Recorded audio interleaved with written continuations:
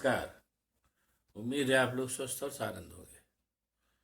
ज्यों ज्यों चुनाव नजदीक आते जा रहे हैं त्यों त्यों सत्ता पक्ष और प्रतिपक्ष दोनों में वार तेज से तेज होते जा रहे हैं।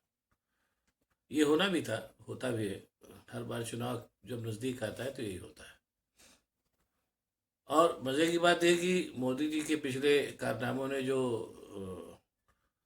अवसर विपक्ष को उपलब्ध करा दिया, उसके चलते ये लड़ाई दिन ब दिन घमासान होती जा रही है।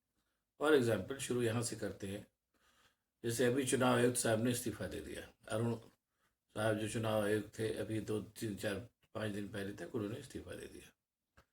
उनके इस्तीफे के बहुत से लोगों ने चर्चाएं की, लेकिन बहरहाल जो भी वजह रही हो, लेकिन इस्तीफा दे दिया। उसके चलते ही चुनाव आयोग में अब कुल मिला के एक मुख्य चुनाव आयुक्त रह गए। जो जो दूसरे चुनाव आयुक्त थे, उन्होंने भी इस्तीफा दे दिया।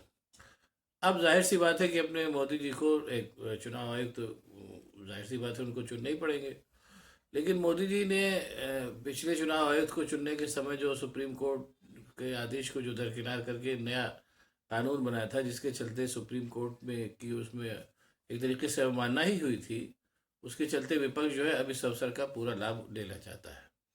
एक तरफ अपने मोदी जी 2 चुनाव आयुक्त अपॉइंट करना चाहते हैं, जिस जैसा कि विपक्ष का मानना है कि ये वो चुनाव आयुक्त होंगे जो मोदी जी को चुनाव जिताने में मदद करेंगे। इसलिए विपक्ष ने तय कर लिया है कि वो सुप्रीम कोर्ट के में से इसमें इंटरवीन करने को कहेगा। और सुप्रीम कोर्ट ने विपक्ष की ये क्या नाम है मांग मान भी ली है, और 15 तारीख को ही उसकी सुनवाई होगी। 15 तारीख को सुनवाई में देखिए क्या होता है। जो भी होगा कुल मिला के वो मोदी जी के लिए फायदेमंद तो नहीं ही होगा। नुकसानदेह भले ना हो, लेकिन फायदेमंद तो नहीं होगा। और ये भी हो सकता है कि सुप्रीम कोर्ट उसमें कुछ ऐसी नई व्यवस्था कर दे जो मोदी जी के हित में ना हो। 15 तारीख को एक चीज़ और भी है बड़ी, मतलब एक मैंने कहा ना कि कोइंसिडेंस बन सा गया है। जैसा मोदी जी के जो पिछले काम है उसके जो सबके सब एक साथ बोलने लगे हैं लगातार इत्तेफाक से। जो इलेक्टोरल बॉन्ड था, इलेक्टोरल बॉन्ड के लिए भी जो ये है कि उसको चुनाव आयुक्त को 15 तारीख को डिस्क्लोज करना है। 15 तारीख को चुनाव आयुक्त की वेबसाइट पर डाल दिया जाएगा। ऐसा फैसला सुप्रीम कोर्ट ने दे दिया है। और वो इलेक्टोरल बॉन्ड जो है वो SBI ने भी सौंप दिया है सुप्रीम कोर्ट को। हालांकि उसमें भी लोगों ने वो लोग ऐसा बता रहे हैं, कुछ टेक्निकल दिक्कत कर दी है, जिससे उसको खोजना उतना आसान नहीं होगा। लेकिन बहरहाल चीज़ें बाहर तो आई, कुछ तो फायदा होगा ही। नंबर 1 और नंबर 2, उसमें भी अभी भी मोदी जी माने नहीं। और जाहिर सी बात है ये सब चीज़ें ऐसे इशारों पर ही होती हैं। जो सुप्रीम कोर्ट की अधिवक्ता परिषद के जो अध्यक्ष हैं, उन्होंने राष्ट्रपति मुर्मू को कहा है कि वो सुप्रीम कोर्ट के इस आदेश को पलट दें और बॉन्ड को चुनाव आयोग की वेबसाइट पे जाने से रोकें। मतलब वो मान नहीं रहे हैं, वो भी एक के बाद एक लगे हुए हैं। अब देखिए क्या होता है। बहरहाल इलेक्टोरल बॉन्ड सामने आ गए हैं, और वो जब चुनाव आयोग की वेबसाइट पे जाएंगे तो निश्चित रूप से ठीक है, भले 100% उनका खुलासा ना होगा, लेकिन काफ़ी कुछ खुलासा तो हो ही जाएगा, जो निश्चित रूप से मोदी जी के लिए मुसीबत बनेगा। दरअसल एक चीज़ है जिसको चूंकि पूरा का पूरा मीडिया जो है मोदी जी के द्वारा कृत मीडिया है, बहुत सी चीज़ें सामने नहीं आती हैं। वो वही गाता है जो मोदी जी एंड कंपनी उसको गाने के लिए कहती हैं। जैसे मोदी जी ने नारा दिया है कि अब की बार 400 पार। 400 पार होने का कोई मतलब ही नहीं है। बेसिक बात यह है कि वो 272 सीटें पा जाए, वही बहुत है। और उनकी पूरी कोशिश भी वही 272 सीटें लेने की है। लेकिन मोदी जी काफ़ी चतुर आदमी हैं। वो ये जानते हैं कि नेता हमेशा जब भी चुनाव लड़ता है तो बताता है कि अब सारी सीटें वही जीत रहे हैं। ये केवल ऐसा नहीं, ये केवल मोदी जी का ही काम नहीं, ज़्यादातर नेता यही करते हैं। तो मोदी जी ने भी स्ट्रेटजी अपनाई कि हम 400 पार से ज़्यादा जा रहे हैं। 465 सीटों के आसपास वो खुद लड़ेंगे, उसमें 400 कैसे जीत जाएंगे ये मोदी जी बता सकते हैं। बहरहाल उनका मुंह है, कह रहे हैं, उसमें कोई क्या कर सकता है। और इस बात को मोदी जी भी अच्छे तरीके से जानते हैं कि इस बार मामला उतना आसान नहीं जितना पिछली बार वजह से था, क्योंकि 10 साल की इनकी इनकम्बेंसी है। और 10 साल में उनके पास जनता को दिखाने के लिए ऐसा कुछ भी नहीं है सिवाय 5 किलो राशन के और मोदी जी की गारंटी की, जो हर चीज़ पे गारंटी दे रहे हैं वो। हालांकि होता हुआ कुछ नहीं है, लेकिन बहरहाल चूंकि गारंटी देने पे आमादा है तो गारंटी दे रहे हैं, और 5 किलो राशन तो दे ही रहे हैं। तो ऐसे में उनको भी अच्छी तरीके से मालूम है कि चीज़ें इस बार गड़बड़ा सकती हैं, और इस बार हो सकता है कि उनको पूर्ण बहुमत न मिले। पूर्ण बहुमत अगर नहीं मिलता है, सामान्य बहुमत मिलता है, तो जाहिर सी बात है फिर मोदी जी प्रधानमंत्री नहीं बनेंगे। और अगर गद्दी की लालच में प्रधानमंत्री बन जाते हैं पूर्ण बहुमत न मिलने की दशा में भी, तो अपनी ही छीछा लेदर कराएंगे, क्योंकि वो पूर्ण बहुमत की सरकार चलाने के तो आदि है। जिस तरीके के हठी आदमी हो हैं, ऐसी सरकार वो अटल बिहारी तरीके से नहीं चला पाएंगे जिसमें पूर्ण बहुमत ना हो। तब वो अपनी ही छीछा लेदर कराएंगे।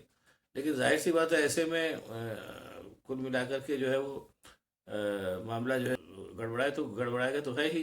तो ऐसे में ये कहा जा रहा है कि भाई जो उनसे थोड़ा सा सर्व स्वीकार टाइप के नेता है, राजनाथ सिंह और गडकरी वगैरह, उनको प्रधानमंत्री पद पे बैठाया जा सकता है। ये तो एक कंडीशन। अगर ये मान के चला जाए कि राहुल गांधी और पूरी जो और जो बाकी विपक्षी है उनकी बिसात कुछ नहीं कर पाएगी, तो तब की बात है। मान लीजिए वो उस बिसात ने अगर बहुत कुछ कर लिया तो चीज़ें और भी गड़बड़ाएंगी। खैर अभी उस पर बात नहीं हो रही है। तो ऐसे में फिर ये हुआ कि राजनाथ सिंह और गडकरी वगैरह को जो है प्रधानमंत्री बनाया जा सकता है। इसी में एक आध जो और भी ऐसे नेता हैं जो सर्वमान्य टाइप प्रकृति के हैं, मोदी जैसे हटी नहीं है। तो ऐसे में मोदी जो है उन्होंने ये खेल कर लिया कि इस तरीके के नामों को ही साफ कर दिया जाए, उस काम में भी लगे हुए। ऐसे में कहीं ना कहीं वो संघ के भी निशाने पर आ गए। संघ हालांकि कहा जाता है कि संघ जो है वो भारतीय जनता पार्टी का संरक्षक संगठन है, लेकिन मोदी जी जब से आए हैं उन्होंने अपने और अडानी अंबानी की सहायता से संघ को एकदम निष्क्रिय कर दिया है। फिर भी संघ की जो एक प्रेरणा शक्ति है, उसके जो तमाम स्वयं सेवक है, अगर उन्होंने चुनाव में थोड़ा बहुत भी अपना जादू दिखाया तो मोदी जी के लिए तो दुष्कर ही होगा, ऐसा भी लोग कह रहे हैं। हालांकि ईमानदारी की बात ये भी है कि जिस तरीके का 10 साल आनंद लिया है संघ के लोगों ने और उनके आनुषंगिक संगठनों ने, वो लगता नहीं कि मोदी जी के साथ दगा करेंगे। लेकिन फिर भी जिस तरीके की बातें हो रही वो उस पर मैं बता रहा हूँ।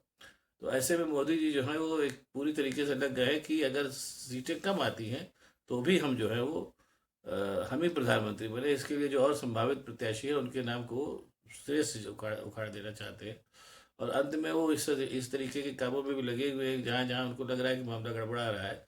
जैसे भी हरियाणा में ही है, उनको लगा कि मामला गड़बड़ा रहा है, तो उन्होंने खट्टर की सरकार को गिरवा करके नया नया मुख्यमंत्री साल भर पुराना वो दे दिया। उनको ऐसा लग रहा है कि मुख्यमंत्री बदलने से चीज़ें बदल जाएंगी, हालांकि ऐसा होता नहीं। लेकिन फिर भी चूंकि प्रधानमंत्री वो हैं तो वो जो चाहे सो करे, ऐसा कर रहा है। यानी कुल मिला करके जो है अपने मोदी जी जो हैं वो सारे कामों में लगे हुए हैं जैसे जो उनको लगता है कि उनको अगली बार भी प्रधानमंत्री बनने के लिए उनके लिए रास्ता क्लियर कर देंगे। लेकिन सिचुएशन जो है वो इतनी गड़बड़ा गई है कुल मिला करके, जो उनके जो 10 साल के कामों का जो परिणाम है वो कहीं ना कहीं उनके लिए मुसीबतें खड़ी कर रहा है। और वो मुसीबतें तो खैर हर ऐसे प्रधानमंत्री के रास्ते में खड़ी होती है जो 10 साल शासन कर चुका हो, एंटी इनकम वैसे सामने आती है।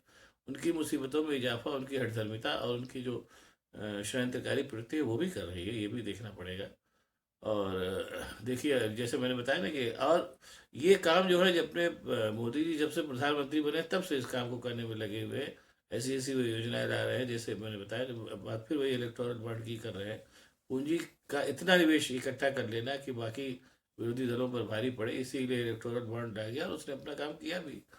जितने जिस जिस जिस मतलब जिस तरीके से पैसा पानी के तरीके से बहता है भारतीय जनता पार्टी की रैलियों में और विधायकों की खरीद फरोख्त में, जाहिर सी बात है कहीं ना कहीं पैसे का संचालन तो उसमें काम कर ही रहा है। और उसके अलावा विपक्षियों को दबाने के लिए जो ईडी और क्या नाम है इसको सबको जो उन्होंने लगा दिया, उसने भी अपना काम किया, इसमें कोई शक नहीं। लेकिन उसका एक नतीजा ये भी हुआ कि विपक्ष उस कदर परेशान हो गया कि वो भी उसने भी कमर कस लिया है। और देखिए क्या होता है, उस कमर कस के वो भी एकदम मोदी जी से दो दो हाथ करने पे उतारू हो गया है। और अभी अभी उसमें ये तो केवल एक वो वाला फैक्टर काम कर रहा है। और अभी राहुल गांधी का जो जो पद यात्रा चल रही है और जो उनकी उनकी जो काम हुए, जिनके उनके क्या परिणाम होंगे, ये ईमानदारी की बात है अभी कोई नहीं बता पा रहा है। लेकिन ये भी सच है कि राहुल गांधी की रैलियों में जिस तरीके से भीड़ इकट्ठा हो रही है, वो भीड़ अगर आधा भी वोट में कन्वर्ट हुई तो ये मान के चलिए कि मोदी जी के लिए ज़बरदस्त मुसीबत खड़ी करेगी। देखिए आगे क्या होता है, 5-6 3-4 महीने में ही सामने आ जाएगा। लेकिन कुल मिला के ये मानना पड़ेगा कि मोदी जी अपनी तीसरी बार प्रधानमंत्री बनने के लिए कुछ भी करने पर उतारू हैं। लेकिन ये कुल मिला के इसके परिणाम जब बुरे होते हैं तो बहुत बुरे होते हैं। अच्छे होते हैं तो कोई बात नहीं, तब तो प्रधानमंत्री बन ही जाएंगे तीसरी बार मोदी जी। लेकिन अगर परिणाम बुरे हुए तो उसके परिणाम फिर किस कदर घातक होंगे, इसकी कल्पना करना अभी से संभव नहीं है। वो जब हो जाएगा तभी चीज़ें सामने आएंगी। अब आपको अगर ये मेरा वीडियो पसंद आया तो इसको लाइक करिए, शेयर करिए, साथ ही साथ मेरे चैनल को सब्सक्राइब करिए ताकि मैं भी ऐसी बातें आपको बताता रह सकूँ। बहुत बहुत धन्यवाद, नमस्कार।